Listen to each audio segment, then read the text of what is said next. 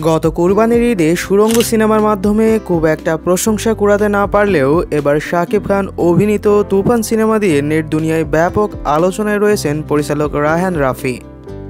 ইতিমধ্যেই তুফান সিনেমার official poster এবং টিজার মুক্তি পেয়েছে বাংলাদেশ এবং পার্শ্ববর্তী দেশ ভারতে।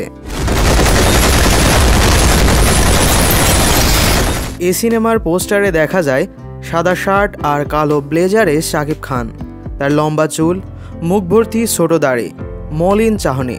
অন্যদিকে তার বুকে হাত রেখে প্রেমিকার ভঙ্গিমায় দাঁড়িয়ে আছেন মিমি, পরনে মেরুন ঝলমলে টপ। পোস্টার এবং টিজার মুক্তির পর থেকেই নেট দুনিয়ায় প্রশংসার ঝড় বয়ে চলেছে। তুফান সিনেমার জন্য অনেকেই রায়হান রাফিকে মাস্টার মেকার নামেও বলতে শুরু করেছেন। বাংলাদেশ ও ভারতের যৌথ প্রযোজনায় বড় বাজেটে নির্মিত হচ্ছে তুফান।